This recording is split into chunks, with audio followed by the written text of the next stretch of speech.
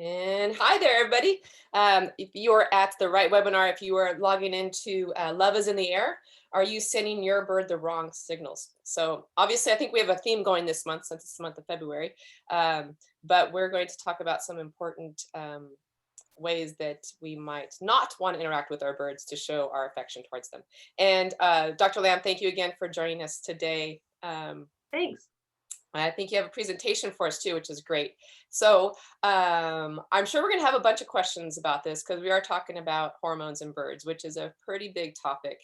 And so I think we'll dive in fairly soon. Just to remind everybody that if you have a question, use the Q&A button, not the chat feature. And we're also stay tuned towards the end of the webinar because we're going to give away our fabulous bag of Lafeber tropical fruit pellets and a bag of food of your bird's choice. So we'll be giving that away towards the end of the webinar, as well as answering questions. Let's see, I think I've covered everything. If you're just logging in, once again, you are at Love is in the Air. Are you sending your bird the wrong signals? And with that, Dr. Lamb, welcome back. Can't wait to hear about this topic. So, yeah. So as we'll give people like a minute here to log in, just okay. Another. So whenever people think of like for Valentine cards in February and all that, you always think lovebirds, right? Because they're like the poster bird for you see them on that's the poster bird for love, right? The lovebirds. So lovebirds as a pair, right? How are they as companions that way? And there's some myths to be busted about lovebirds, right? Yes, for sure. I mean, lovebirds, they're great individuals, but I have known many people to say that the name lovebird is a little bit of a misnomer for them sometimes. They are little tiny birds that have a whole lot of attitude packed inside of them. And they can be, great as individuals. I've known several who are really, really awesome, but they do have a bit of attitude typically. And particularly if you have a pair who are truly a mated pair of lovebirds, they can be very dedicated to one another and be very uninterested in human companionship. If they've got their friend, then humans are definitely subpar in lovebird world, I think, sometimes. So, they're not always super loving to people. They're not even always super loving to each other too. Sometimes they get into fights, and I have definitely had little lovebirds come into the hospital before with wounds from other lovebirds, and I've also had other smaller sized birds, budgies, cockatiels, parrotlets come into the hospital with wounds from lovebirds. Again, they're small, but they are mighty, and so they are not to be messed with. Small but fierce. Okay, that's good. That's some good insight there. I was curious about that because they're just all over the place this time of the month, especially in advertising and stuff. So thank you for that insight. So I think let's get going here on the hormones in birds. Okay. Let's see the many ways that we might be sending the wrong signals to our birds. Yeah. So, I mean, there's quite a bit of stuff that we can talk about when it comes to reproduction and hormones in birds, because, birds are different in our pet world than dogs and cats, because, most people who have dogs and cats have their dogs and cats spayed and neutered. And it's very typical to have that sort of surgical altering so that they can't be able to have a litter of kittens or a litter of puppies. And so it does help with some like behavioral issues as well. But we don't do that routinely with birds because anatomically they're a little bit different, and they're actually quite a bit harder to do those sort of surgical procedures with. So, and frankly, some of the surgical procedures can be dangerous, and we often want to only be doing those surgical procedures to do things like spaying, and very rare, very rarely any sort of neutering, unless there's some truly medical problem. Therefore, because our birds are not routinely fixed as dogs and cats are, they come into our homes being fully reproductively intact. And hormones do kick in, and they tend to be seasonal in the wild. But in captivity, hormones sometimes can be happening year round. And hormones can be problematic in many ways. Behaviorally, you can see some issues, but also medically, if you have an animal, a bird that is hormonal a lot, there's many medical problems that you can run into with them. Not only in the females, because I think a lot of people know that female birds, because they have the potential to lay an egg, that they can become egg bound, where an egg gets stuck in them. And that's kind of the first thing a lot of people think about of, oh, medical problems, a bird could become egg bound. That's just one of the many medical problems that we can see. And it's not just the females that can come into the hospital for medical problems related to hormones. The males can as well. So, you know, with our pet birds in our homes, we have to learn how to interact with these animals that are reproductively intact, that could be laying eggs, mating, having a little birdie family. And we have to recognize that it's a very natural thing to be hormonal and have reproductive cycles occur. But we have to, as owners, learn how to deal with it and how we can manipulate it, so that we're not hopefully running into some of the behavioral and medical problems that we know can come about from too much hormones in birds. So that's what I really want to focus on today as far as reproductive stuff goes, is what signals do we send to our birds that could make them feel hormonal? And then also, you know, what can we do to make it so that we hopefully try not to send those signals so much, and other things that we can do to make it so that they don't feel very hormonal. So whenever I have a bird coming into the office with hormonal problems, I have to have a talk with the owners. No matter what that hormonal problem is, we have to address the behaviors and everything and the signals that stimulate a bird to be hormonal. So when we look at birds in the wild, there are many environmental cues that stimulate them to feel hormonal. And those environmental cues that stimulate them to feel hormonal are really all based around finding the perfect time of year to have babies. Because in the wild, if you're gonna, put all your resources into having babies, it's a taxing process of having to find a mate and build a nest and maintain that nest, and then go through the process of, having, laying an egg, incubating it, raising the young. All of that is quite a lot of work, and any human parent knows that. So animals know that as well. Birds know that.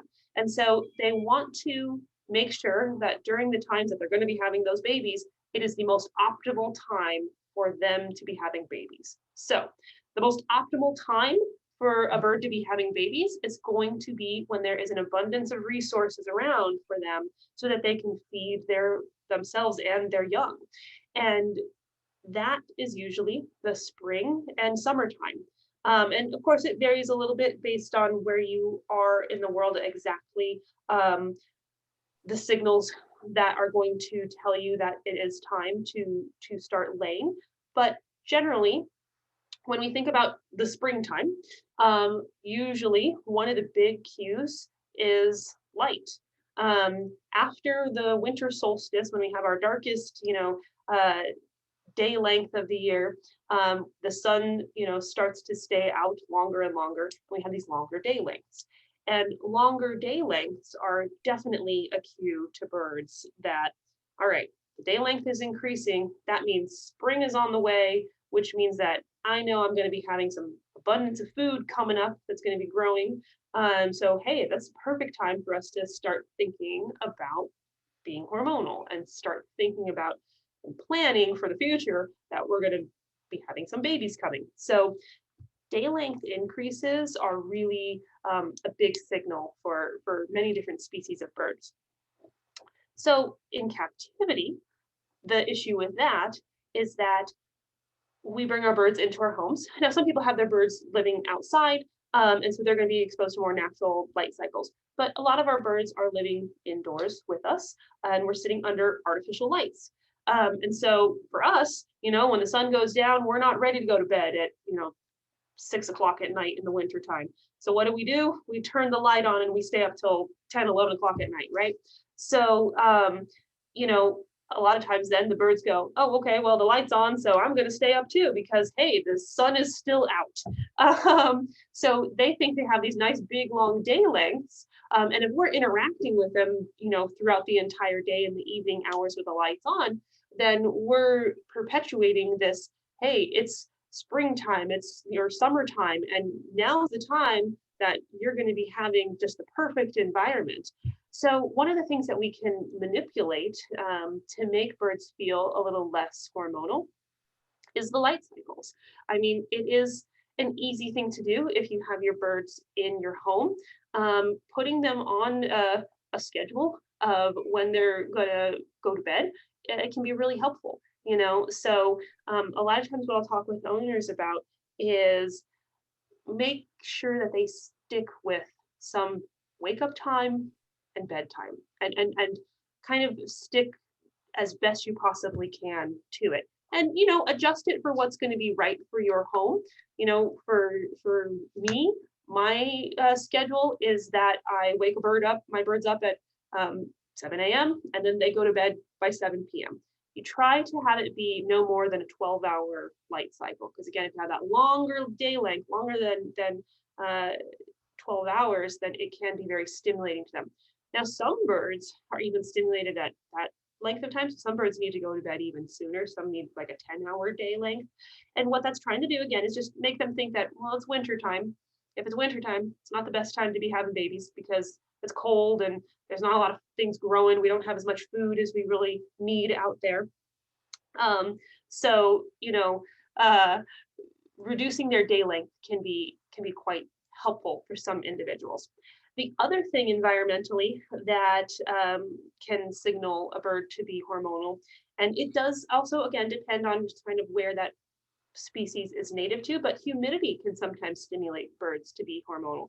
And in particular, the birds that can be really stimulated by humidity are going to be like cockatiels, can be very stimulated to be hormonal because humidity levels are increasing. Because if you think about them in their native environment, they are more of these sort of a drier environment species, and they are used to changes in weather, with rainstorms coming in, to be, dumping a bunch of rain down, and then thus causing a lot of growth of their food, their plants and stuff that they are eating from. And so if there is a lot of humidity in the environment, then that can kind of tell them that, oh, it's going to be time for us to be being hormonal. Now, that being said, there's some species that stop their breeding associated with rainy seasons. And so there have been some suggestions for like the eclectus parrots that if they get a lot of baths, like if you are misting them frequently, that can be something that can kind of shut down their hormonal cycling, because they tend to want to breed less when there is more their rainy season coming in. But so it does vary from species to species. So knowing what species you have, of course, is important, and knowing what their native environment is like and their native cues is really important to help you know whether or not that humidity could be something that will stimulate them or will not stimulate them to be hormonal, and then adjusting it appropriately in captivity. Heat is another thing, in the environment as the temperature warms up. That's also a cue that it is going to be time to breed. I often don't suggest people keep their birds cold or anything like that, because that could lead to health problems. But maintaining them at a nice stable temperature and year-round temperature does sometimes, really, or has the potential to make them a little confused about what time of year it is, and is it the time to be having babies right now? So something to think about. I often don't have owners adjusting that so much just because of risks of, they're getting a little too cold. Could we have other problems? And on the flip side too, if we're getting a little too hot, is there potentially going to be some issues? So those are some of the normal environmental cues that will change your lighting, your humidity, your heat, all those things that you can think about naturally that makes you think about springtime. Those changes that are happening in the environment, the birds are cueing into those things to recognize that, okay, it's going to be time to lay. Other things are happening too, though, that stimulate them to be hormonal. And one of those things is food. If you think again about the springtime, we have plants that are blooming. And in the summertime, you've got various different crops that are coming into, their stage where they're ready to be harvested, and that very much goes for those native plants that birds are eating in their native environments. And so if they have an abundance of food around them, well, then that's the perfect time to be having babies. And so in our perfect home environments that we make for them, we often feed them and offer them quite a bit more food than they actually need to have. And so we've talked about it on previous webinars. I think our nutrition one, we talked about how much food to feed a bird. And so that's something that if people want to refer back to, I know they can find a nice chart on there that I could put up of, okay, this particular species generalization should be eating about this much food.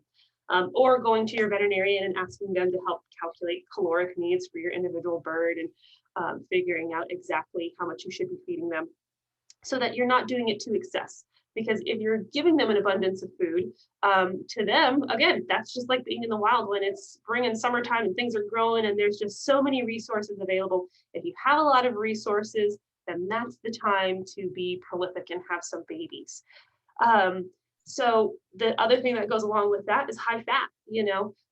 Fat is a great energy source and it's a great storage source of energy.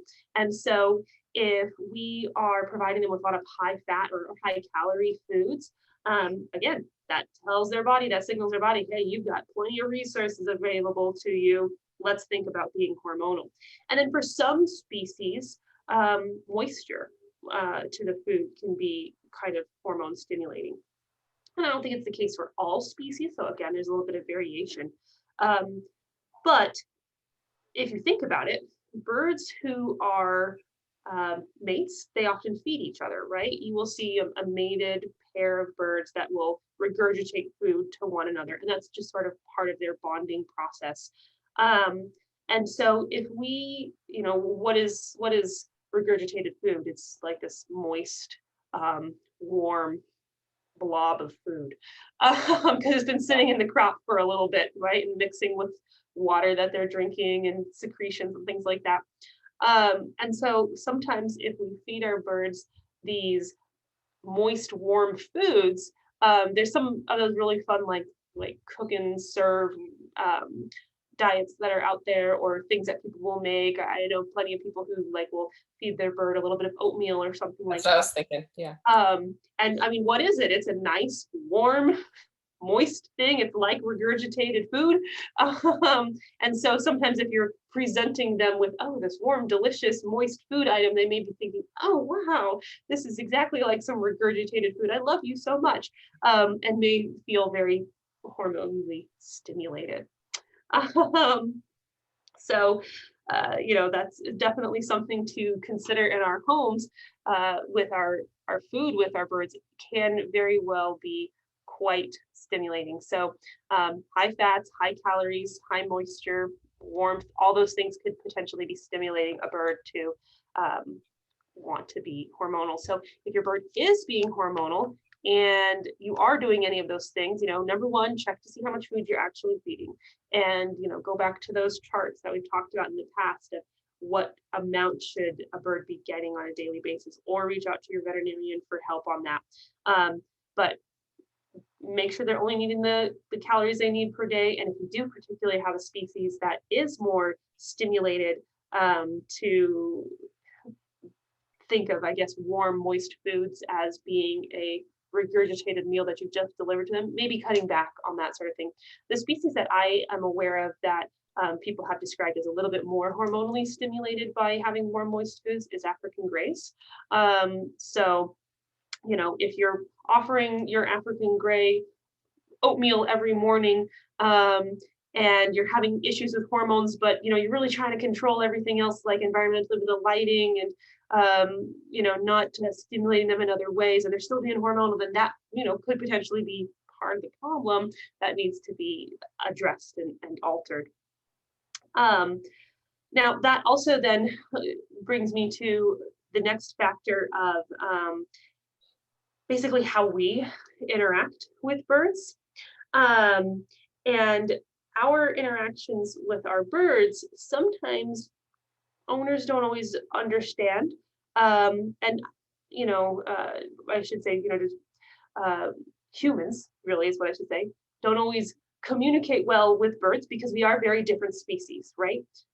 They're birds, we're mammals. And some of the things that we think of as very innocent and just friendly, could potentially be a little bit hormonally stimulating to them. And in particular, it's sort of the way that we touch them can cause them to sometimes be hormonal. If you think about birds in the wild that are mates, that are bonded to each other, they're hanging out together all the time. Maybe they're split up for little bits of the day, but for the most part, you have a lot of species of birds that when they're mated, they are with their companion for a good portion of the day. And they're also, during those times, touching each other in different ways. They're grooming each other. And they allow each other to touch each other in various locations on the body. Birds that are more acquaintances, and maybe not as, well, bonded mates. They're just, in the flock together. They know each other. They may hang out together because they're in a flock, but again, sort of more the acquaintance. They don't do as much touching with one another. Where they may touch, if they do much interaction, is going to be focused more like on the head. They may like groom each other's heads a little bit because, when we see our birds go through molts, we can see all those pin feathers that come through, and it's hard for them to get to those pin feathers, and so they need somebody to help them out with it. So often a flock mate is helping each other, and then they'll help them groom those pin feathers. And so, but that's it, as far as your acquaintance birds go. They'll groom each other's heads, and they don't really touch any other locations. So that real heavy touching of other parts of the body is really something that just happens between your bonded individuals. So now back to our captive setting in our homes. A lot of people, as mammals, we like to touch things. Humans are very social creatures, right? And that's one of the reasons people like dogs and cats so much as pets, because you can pet them, they're soft. I mean, you can just cuddle with them, and really have a lot of tactile stimulation with your dogs and cats. And sometimes, well, honestly, a lot of people want to have that same tactile stimulation and contact with their birds.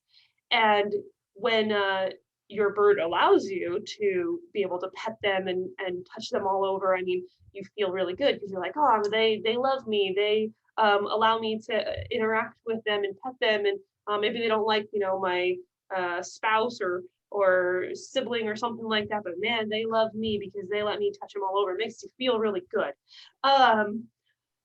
But we're not thinking of our birds as our mates. We're thinking of them as our pets.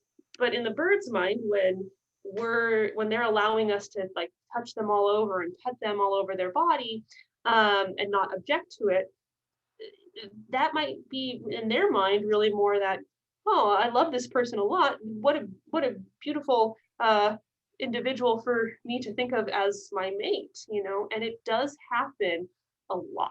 And you know, speaking from personal experience, not just the owners and pets that I have coming into the hospital from personal experience, one of my African Greys definitely thinks that my husband is her mate, you know, for sure.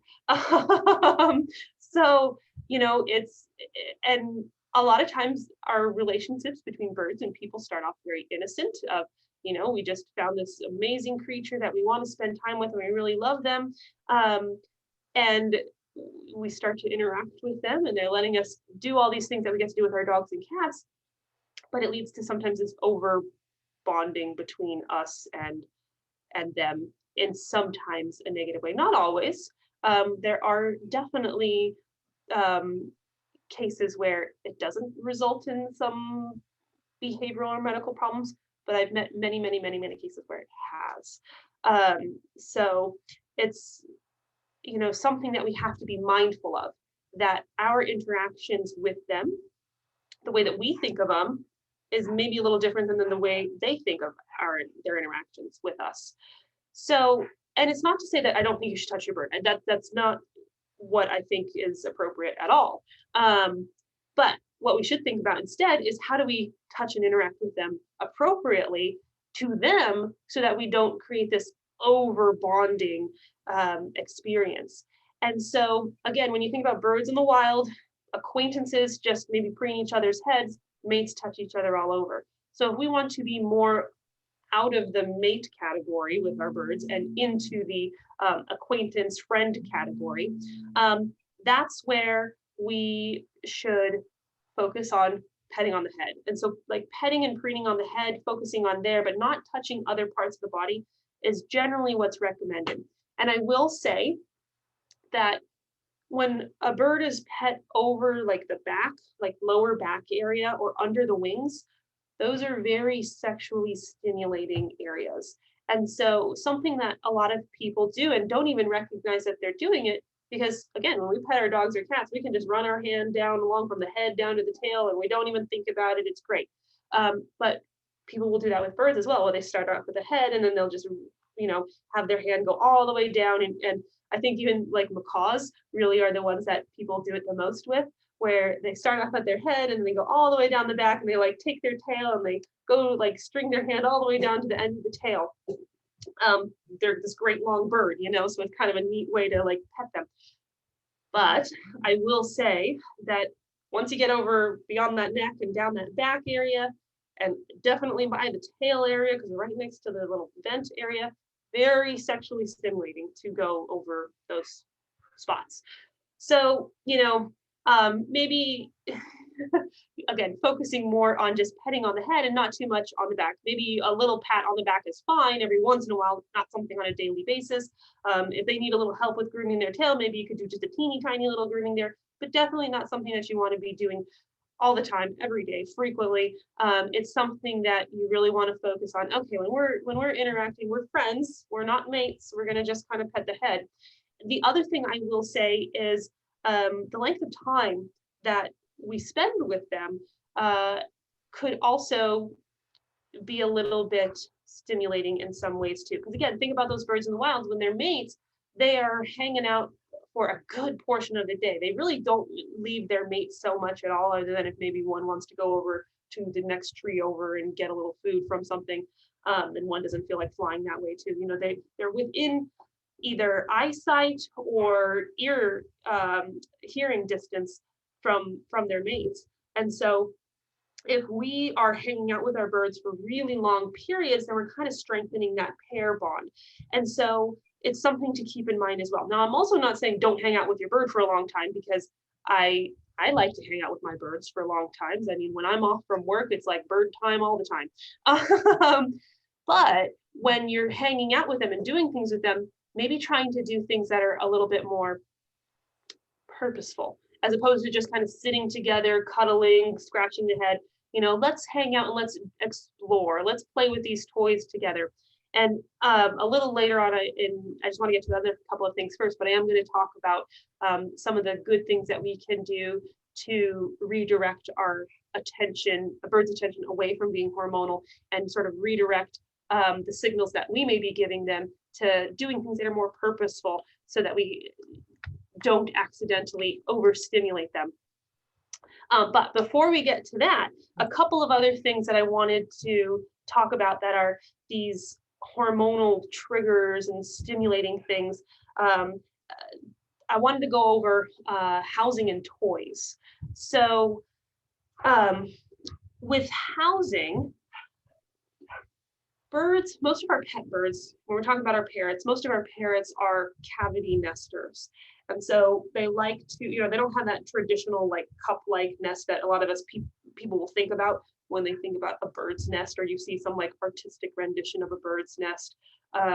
You see these little cup nests that are more other species. Our citizen group of birds, most of them tend to have some sort of cavity nesting.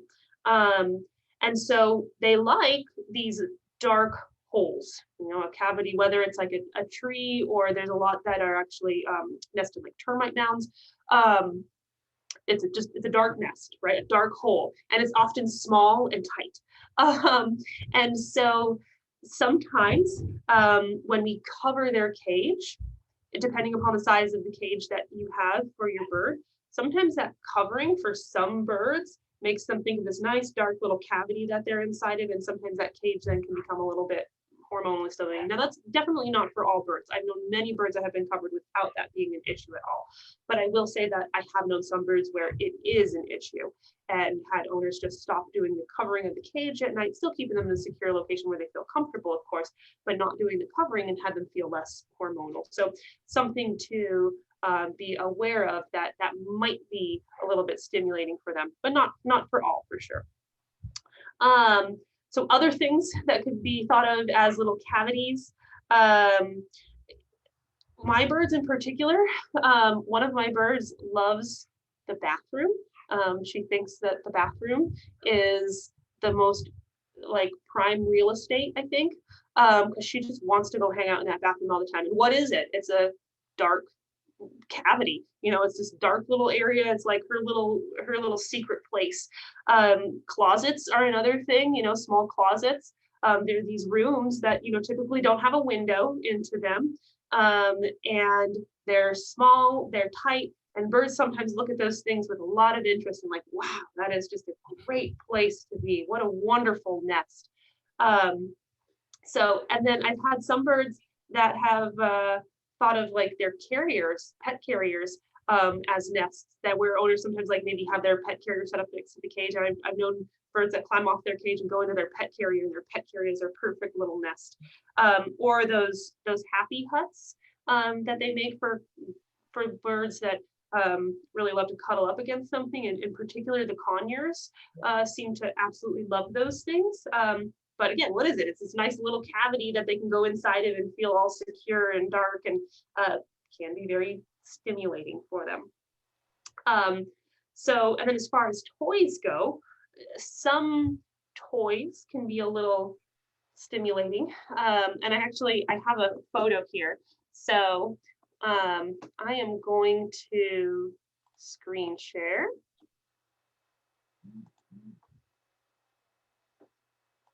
Let you do it. Yeah, it didn't work. Let me try again. Still not working. Okay, let's try it now. I just made you more permissions.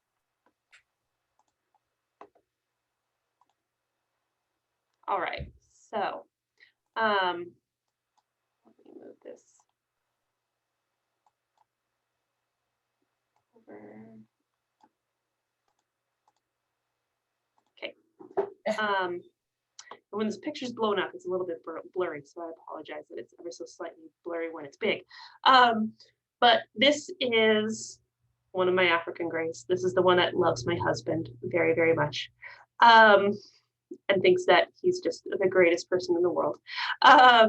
And what she has done here, you can see she's sitting on top of this little bottle, And what happened was we had a little bottle that was empty, and I often will turn various items that I find that would be things we'd be throwing away or recycling and turn them into bird toys, because there's lots of things that you can create a fun little contraption for a bird to chew and mess around with.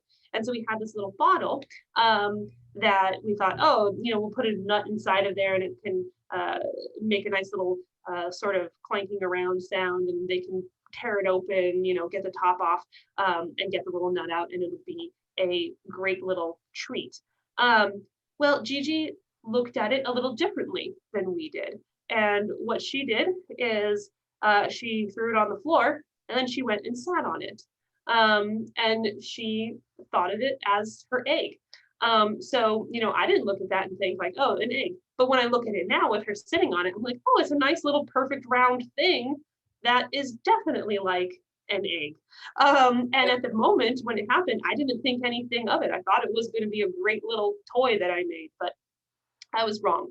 And she definitely was very protective of that little egg that she thought she had. So toy that was supposed to be okay turned out to not be okay. Now, again, with other individuals, maybe totally fine, and other individual could play with it and have a grand old time. But for this individual, not so. So, and then I wanted to show this picture of this one umbrella cockatoo. So just as an example of what I was saying earlier of birds sometimes liking their pet carriers and turning their pet carriers into their favorite little nest. So it's again a nice, perfect little tight environment. And he went in there and he thought it was just the greatest thing. And you can see he's even redesigning his pet carrier because it wasn't exactly the way he wanted it, so he's putting holes in the sides and making it an even more perfect little nest. But all the stuff that he was doing while he was in there, the little cooing noises that he was making and the way he was kind of ruffling his feathers and like touching his wings and all this stuff was all very sexual-like behaviors that he was doing. So he was definitely exhibiting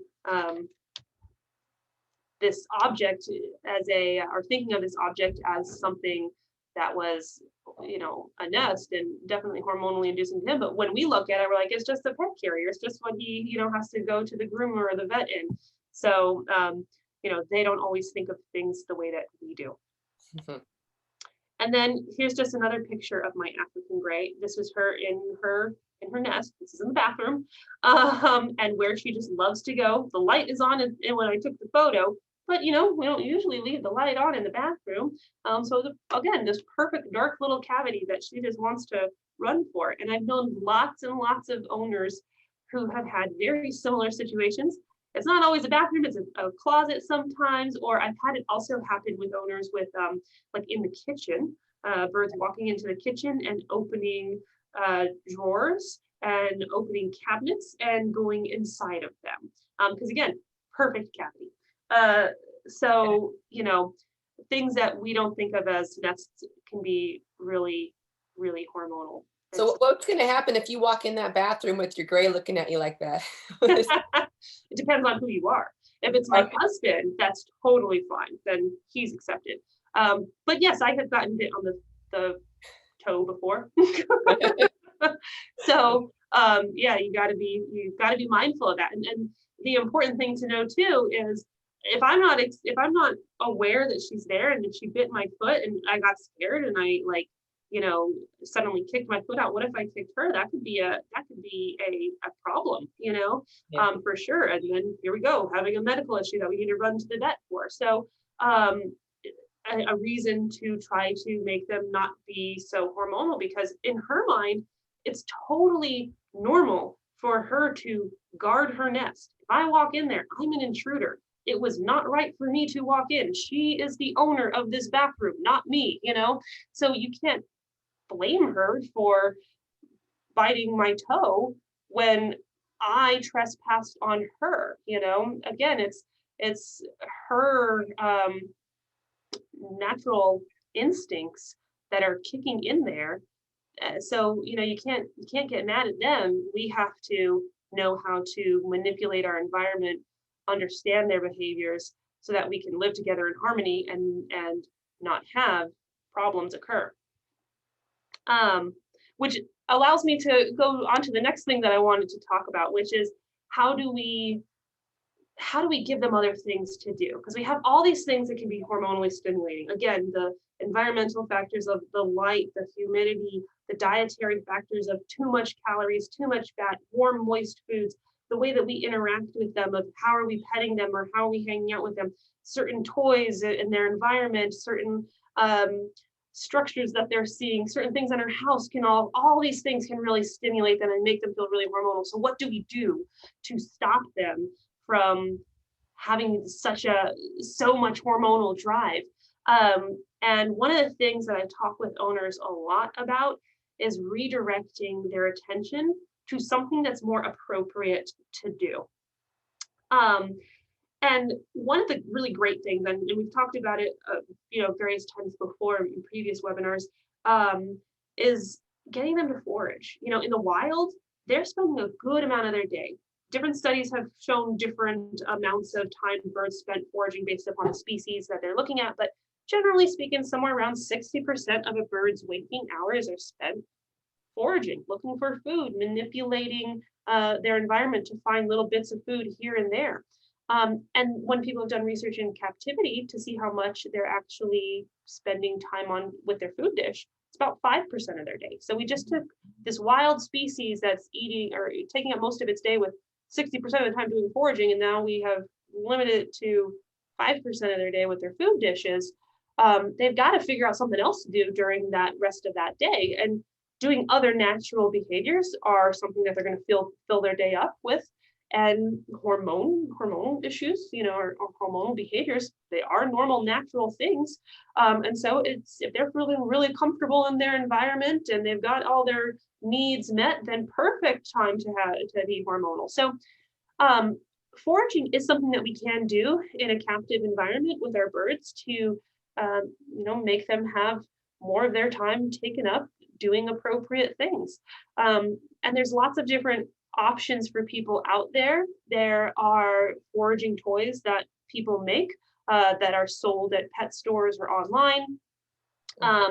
But you can make your own foraging toys as well. You can make your own little wood toys and stuff food inside of little cavities that they have to tear apart. You can use old boxes. This picture here is showing toilet paper rolls.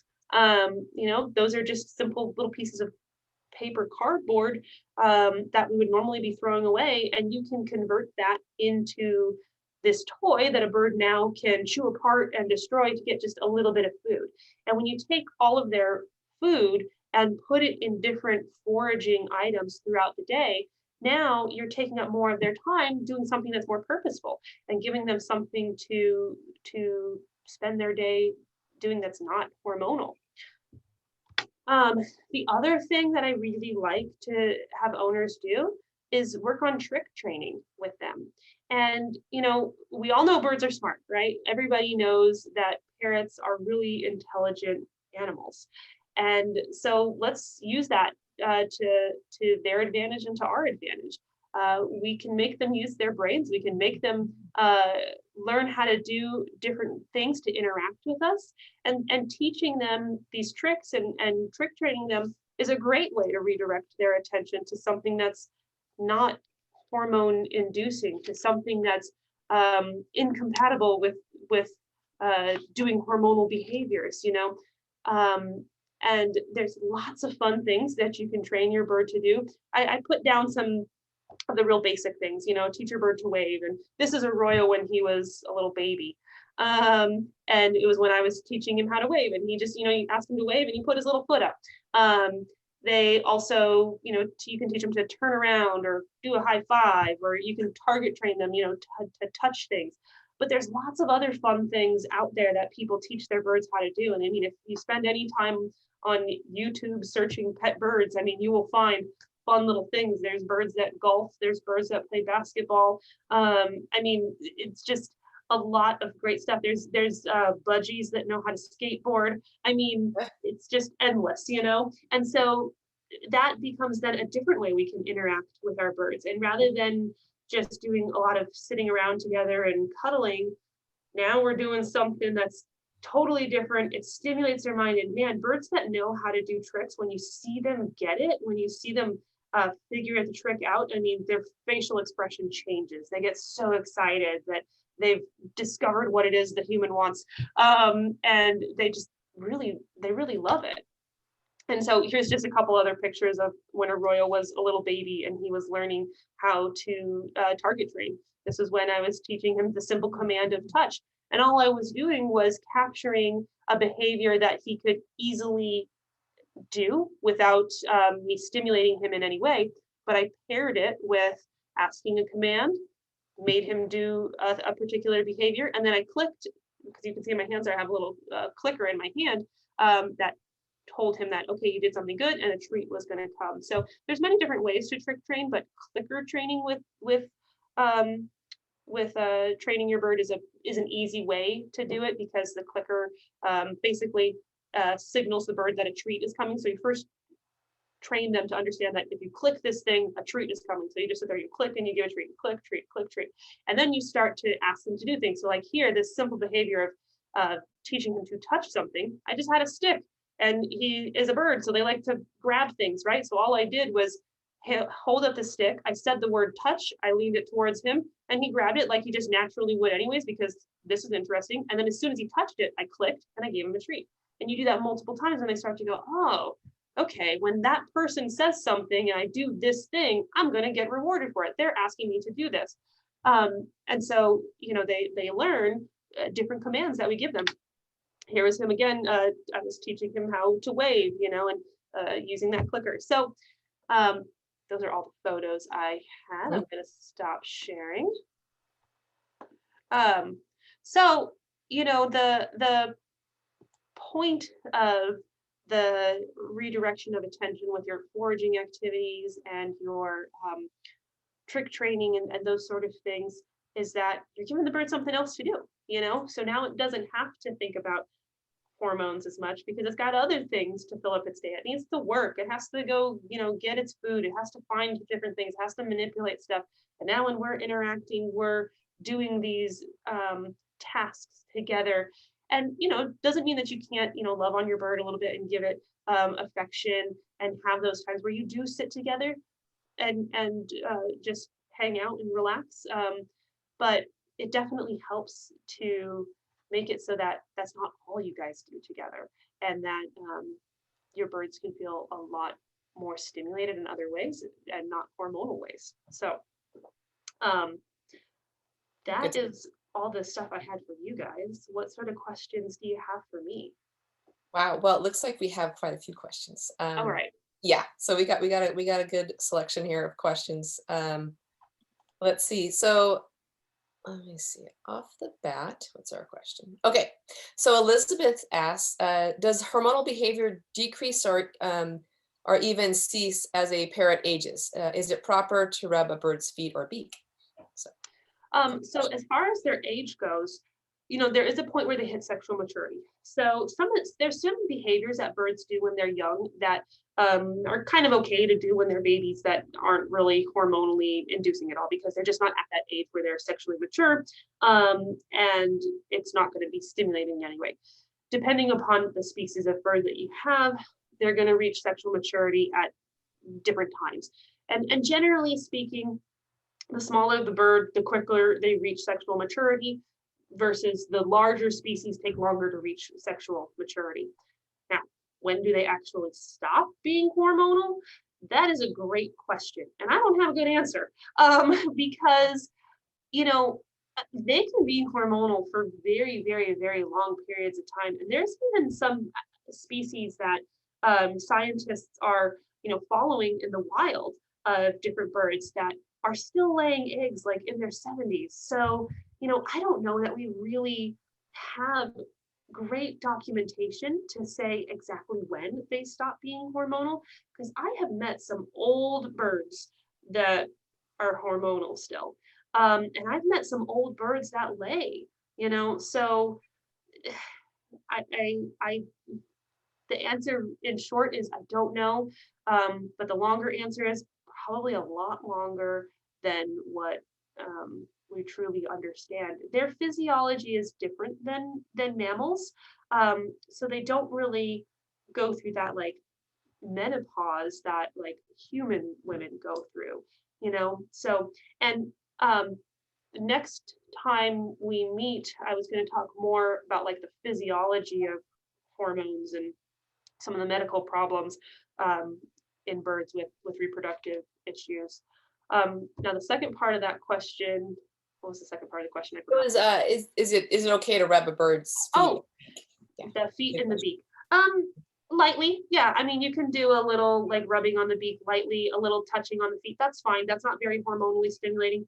But I wouldn't sit there and do it for long periods of time because it's more of the spending long periods of time together that could be problematic. Okay. Which is especially challenging while a lot of people are working from home now because we're around our birds so much, a lot of us. So Yeah, and I will say, since a lot of people have been at home with their birds, there have been certain behavioral issues that I've been having to deal with a little bit as a veterinarian because of birds having these little bit of disruption in their life, as well as ours. So uh, doing those things that redirect them again is really sort of the one of the better things that you can do because you're changing the way you interact with them to still have this great relationship together, but not be as hormonal. okay, yeah, good point. Okay, and then let's see what our next great question is. Oh, I just while I wait for the next question, I had a question about how behavior decreased or ceased as a parrot ages. Is that across the board for both male and female birds? Do you see like females having hormonal issues longer than males, or is it pretty much the Um, same? I would say it's pretty similar. I don't know that I've personally ever noticed any difference in the males versus the females with hormones. I will say, I guess, that I know some older male birds who are like who were when they were younger were much more like rambunctious and hormonal, and then maybe as they get older, owners describe them as like, oh man, he used to be like really uh, wild, and now he's a Macho little, Amazon is what I'm thinking. Yeah. yeah, he's a little more calm and relaxed. So I mean, I guess in that regard, a little bit maybe the boys maybe calm down a little bit more, but the physiology of the females like still being able to lay all those signals still maintain in their body, and so they can still just act hormonal for a long time. Okay. All right. So our next question is from Ian. So this one's a little bit lengthy. Let me bear with me. So okay. So why can't we give birds a small cavity they can use? He says that my guys have a cardboard box they hang out in for several hours a day. They harvest cardboard from the other side of the room where there are extra boxes for them to rip up, and they bring bits of the boxes they rip up to line their nest, so to speak. Again, not sure why I'd want to discourage this. It seems to be good with them. They are super territorial around the box, but I don't see this as a problem.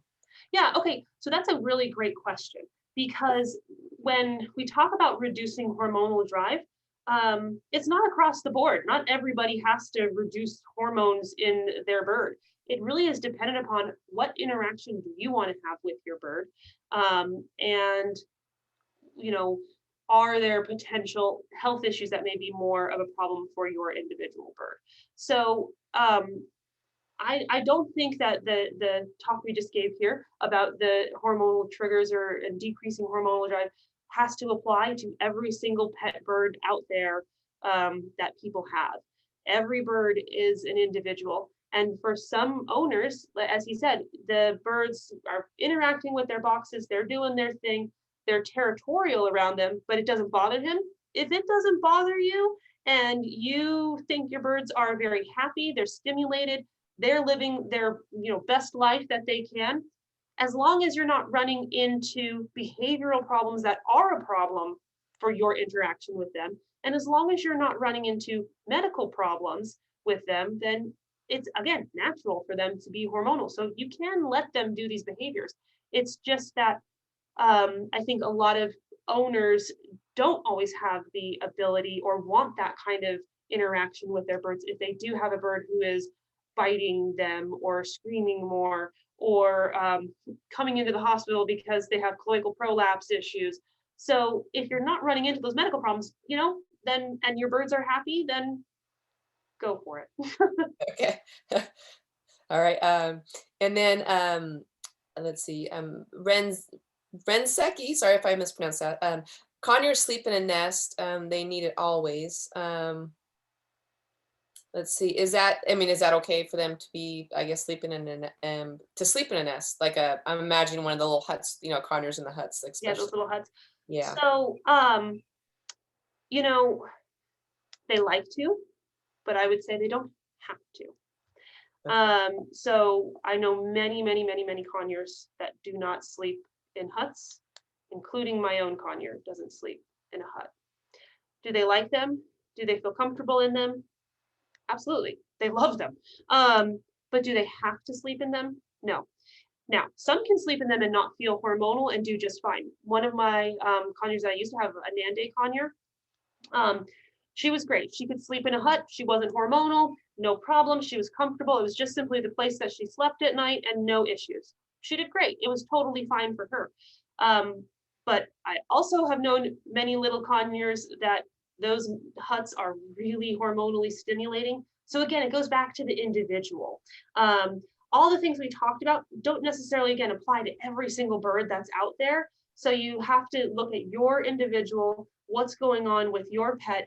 Is this pet thinking of this environment as a hormonal thing and acting really hormonal around it? And I don't like this behavior that I'm seeing, or I'm running into these medical problems.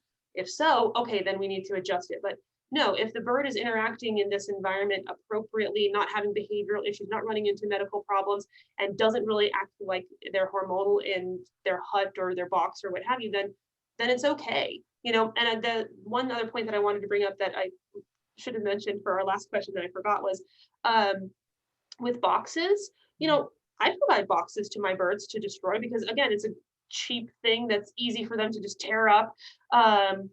And that's fine. A bird can play with a box and even get into a box, and it doesn't always have to be hormonal for them. But if you see them going into a box and they like mess up the box and then they're sitting in there like hunching down, getting real like close to the ground and looking really comfortable, then they're probably thinking of it as a nest. But if they're just going in there and they're tearing it apart and it has all these holes and they're just, then going about and doing their day and not being like aggressive around it or anything like that, then they were just having fun, and let them keep playing with it. And you can provide that as an enrichment item for them. Okay, that's good. And then Darwin asks, can artificial light be bad or is it okay to use? That's a good question. Artificial light, it can potentially be bad in there's what's called the flicker fusion frequency. And so lights can flicker, certain types of lights can flicker. And our eyes actually have a different flicker fusion frequency that we can see a flicker at than birds do. And so birds actually will see a light flicker better than what our eyes can register. So if you happen to have a particular type of light that has a low flicker fusion frequency that isn't a problem for us, but is lower than what the bird can see, then that could potentially be really irritating to a bird. Right. So that's where you could potentially have an artificial light be a little bit dangerous. But beyond that, no. I mean, our LED lights, those are very safe. They don't have that flickering. So I wouldn't say for the most part lights are bad. It's just how do we use those lights and make sure that they're not flickering so much to be really annoying for a bird. Yeah, I'm imagining those fluorescent lights, in office spaces, especially when they need to be changed, how they do that, a really annoying flicker. Those Yeah, drive and me so crazy. people get headaches with those sort of things. So you can only imagine that probably something similar happens to them too. Yeah. So Oh, maybe it's something to check out. And then Frank wanted to know, at what age would a male blue-fronted Amazon become hormonal? About what age? so that's usually for the Amazons. Typically, somewhere between 4 to 6 years of age is when they are starting to be hormonal. Okay. So that's it's a little bit younger than I imagined. 4 to 6. Wow. Yeah. because they're long lived too. So that's a lot of potential hormones ahead. Yes. Okay. Before I gotta announce today's winner. So, but that went by super fast, and this is a very, very hot topic because we have a lot of questions. So first, let me announce the winner today. Ann B, congratulations! You are the winner of the tropical fruit pellets, as well as the Lafeber bag of food of your bird's choice. So, Ann B, thank you for signing up today. You will be contacted on Monday, I believe, by a Lafeber person to send that out to you. So, congratulations, Ann! And believe it or not, Dr. Lamb, we are like that time just flew by like All right. faster than I imagined. But this is a topic that we will be revisiting when we see you again. It'll be a lot of the anatomy part of hormones, but we'll I'm sure some of these questions will pertain to that too. So yeah. Oh man. Okay, that was really good. Thank you for going over all that with us. Next Friday, we have our Heart to Heart with Chris Davis. That'll be 12 o'clock Pacific Standard Time next Friday. And then I believe we'll see you soon after that for the anatomy part of hormones. So, is that right? So that was it for that went by super fast today. We do have this is something that we definitely need to keep covering because we've got a lot of questions. Yeah, for a lot sure. of good answers too. So well, thank you for going over this really important topic, and maybe we can use the month of February to kind of recheck, how we're interacting with our birds, since February is the month of love. We can see, just kind of remind ourselves to do a check on our birds' environment and how we're interacting with them. And absolutely. All right. So thank you, Dr. Lamb, once again. Thank you, everybody, for joining us. And until next time, all the best to you and your flock. Be safe. Bye, guys. Bye.